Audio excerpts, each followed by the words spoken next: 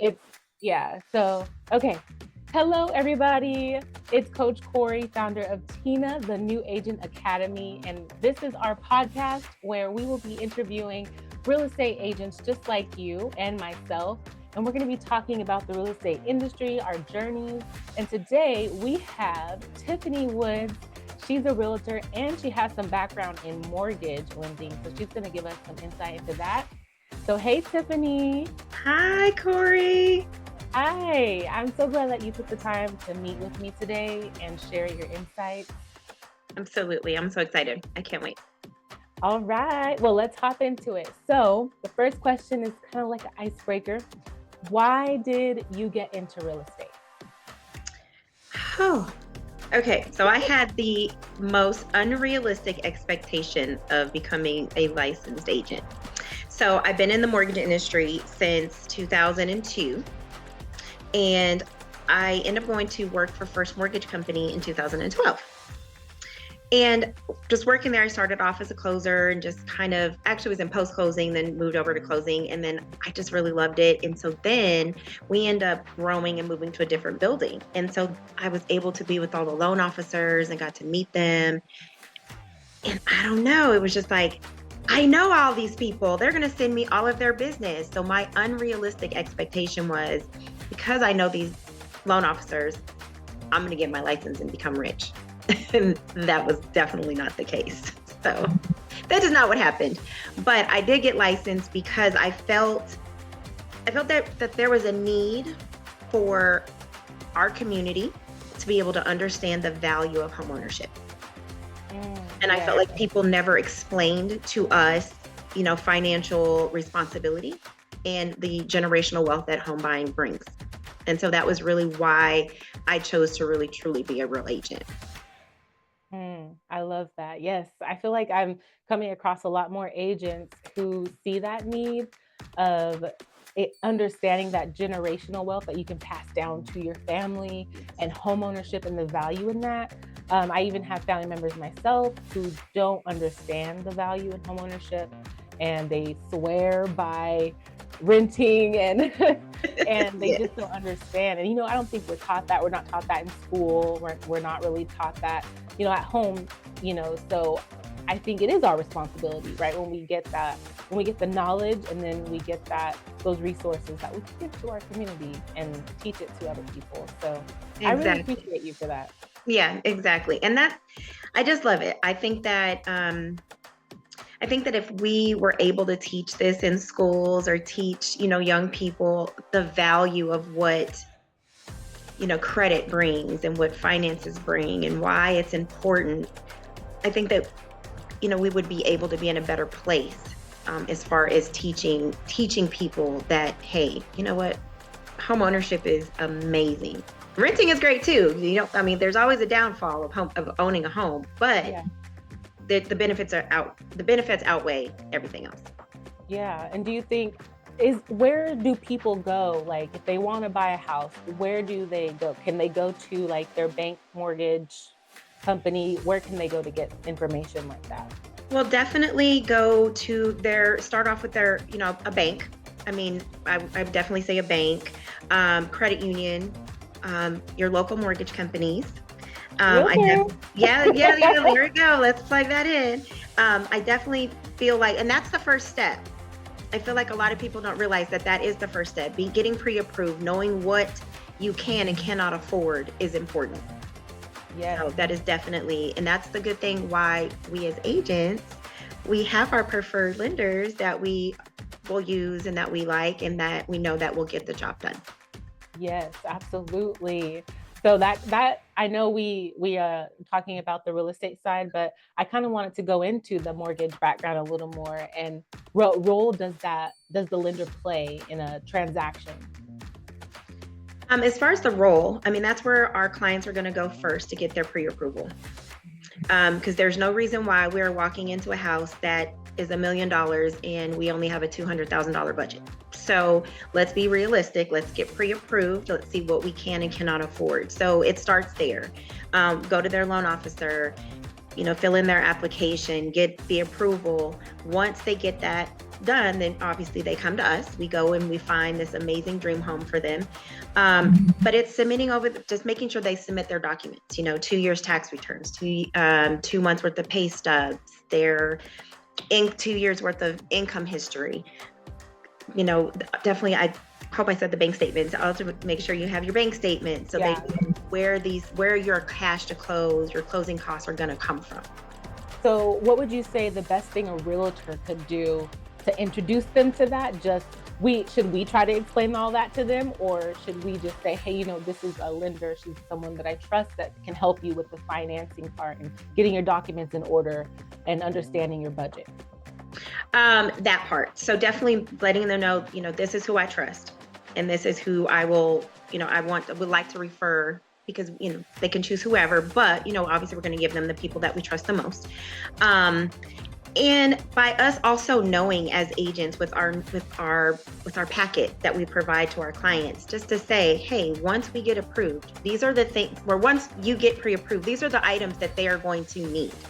So they need this, this, this, and this. So go ahead and gather them now. Even your homeowner's insurance.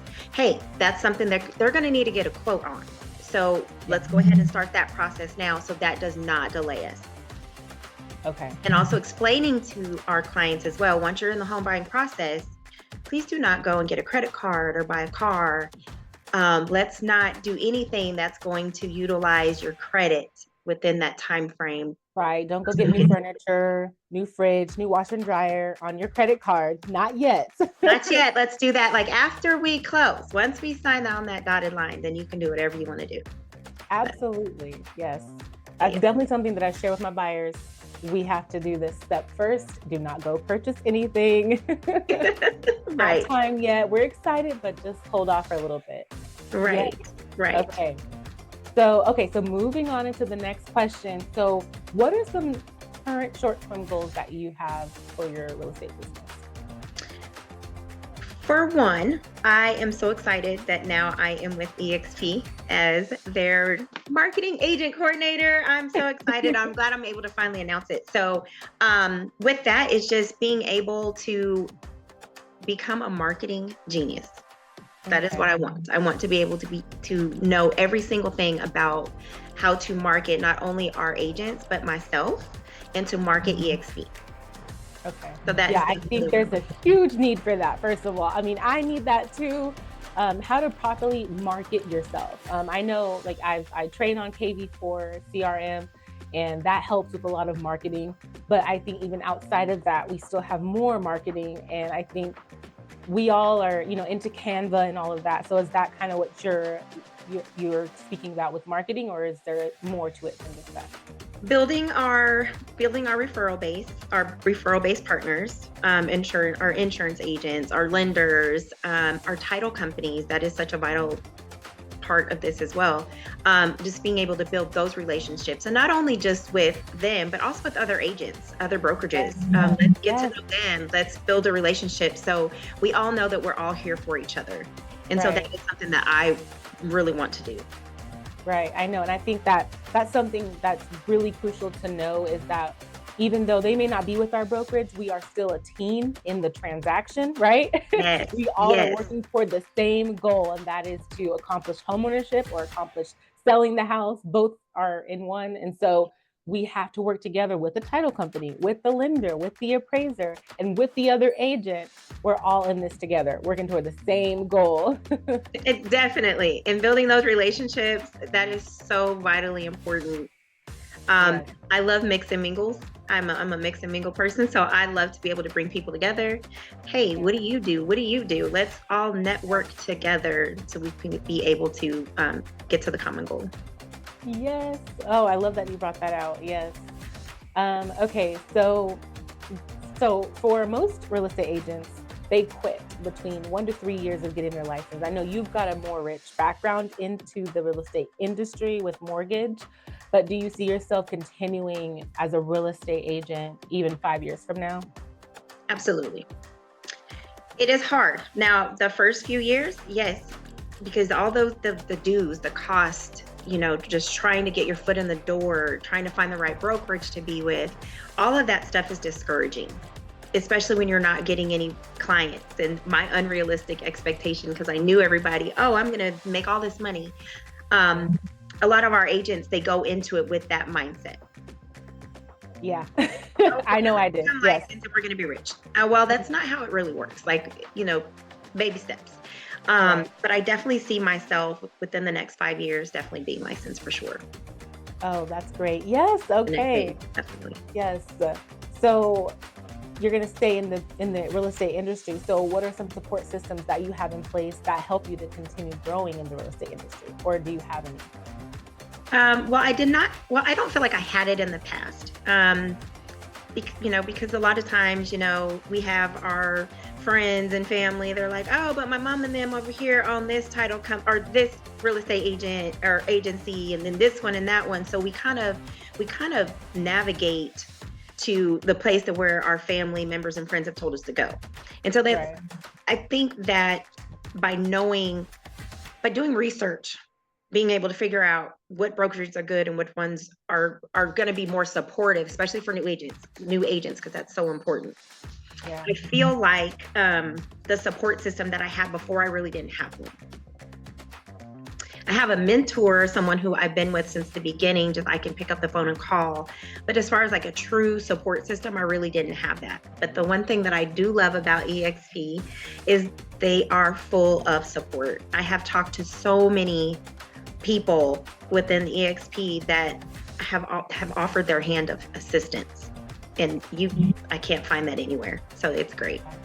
Oh, I love it too. And I speak with our brokers all the time. I message them because we have the work chat, and I message them and like 3 minutes later, I've got a response. And so I really love that. In the beginning, I've had issues with my feeds and all of that. And they'll call me and they'll be like, hey, is everything okay? So I'm like, the horror stories that I've heard from other agents, I'm not going to name anybody, any brokerages, but that I've heard, they're like, I've never spoken to my broker. I've never, it's like, well, wow, that's so sad, or my team doesn't know who I am, and so I'm like, I'm so grateful that I had a mentor that coached me or mentored me into real estate and is coaching me now. And I'm part of this brokerage that feels like a family. Like I really love my brokerage. So yes. Yes. I think I've gotten pretty lucky. I've known Ralph Payne for quite some time. He knew my late husband, and so we just kind of fit as friends, and it just worked. And so he has been so encouraging. Even when I doubt myself, I'm like, can I really do this? I don't know if I can. I don't know. But he has encouraged me to be great. So every day, like he sends something, and I'm like, okay, I got this. Yes, the same for me. Yes, because I was really brand spanking new. Okay, when I first got into the industry, I had struggles, I had all of that. I had 2 kids only at that time, and I was like, how am I supposed to do this? And he was constantly there, just motivating me, keeping me going. Activity, momentum, success, and his little saying. And it's true. Like I finally am seeing that now, and it's like this is. I want to be that type of support system. So he's motivated me to start Tina and to share the resources that he's taught me and that I've gotten on my own. And it's just beautiful. It's a really great support system. And I want to share that with everyone. And I love it. I do. Even with, I didn't understand it at first because I was getting texts and I was getting emails and I was like, well, what is this? And then logging in, I'm like, wait, so they're teaching me, they're showing me how to utilize, the platforms that are available to us. And you're just not going to get that anywhere. So like you said, we're not going to name brokerages, but you're just not going to get that anywhere. And so I'm definitely encouraged to be a better agent first, but then also to be a better marketing agent as well. Yes, I'm so glad that you're here too, because I'm a sponge. I just soak up everything, and then I try to do it best of my ability. Exactly. May not sound right, but I'm going to try anyway. So. You got to You do know it together. what? There's something I was thinking about earlier. I was like, why am I even, sometimes you get in your head, right? And you're like, why am I doing this? There's all these other agents, right? And it's like, I think about it this way. It's like there's a ton of singers out there in the world. And if they all had thought like, well, the world's got Beyonce, so I don't need to sing. Exactly. Right? It's like, well, no, there's tons of agents, but you are different. You're going to bring something different to the table. And so that's what keeps me going, because I'm like, I get in my own head, and so. All the time. Yes. Yeah. But I think that with new agents, not even new agents, I think with agents in general, you got to find your niche. You have to find what works best for you, because, you have our luxury real estate agents. Yes, there's so many different fields. First time home buyers. We have, flips, Yes. off markets. I think it's just finding what your niche is. Yes. Within the area of your expertise. Yeah. Even knowing the locations, like, yeah, we're licensed. We can go anywhere in the state of Oklahoma, but do you know this particular area over this particular area? And I think knowing, that demographic for that area is so important. Yeah, and I think that's where the education comes into play. Like, where's the best place to have a restaurant? Like, are you a commercial agent? Do you have this ability to know where the best place to build a hotel, build a restaurant, or, build a store? Like, that's a real thing that real estate agents, we can do that, And so it just depends. What's your passion? What are you passionate about? So Exactly. That's what I love about it. It's just finding that. It's just finding what works best for you. Yeah. And definitely. Well, thank you so much, Tiffany, for sharing all of your insights. I know this is valuable information to a lot of us real estate agents out here, and I really appreciate you, especially talking about the relationships and building those relationships with the title and lender, and how networking is really key. And I say that a lot to a lot of people that I train and coach too. Is the relationship is key, because we're realtors and we're in the business of building relationships. That's what we do. And yes. And that's not just with clients, it's with our referral partners. And so I think that's really important to remember. So thank you so much for taking the time to talk with me today. I appreciate you for inviting me. Thank you so much. I look forward to everything. So. Me too. I'm excited for the future. Definitely excited. I can't wait.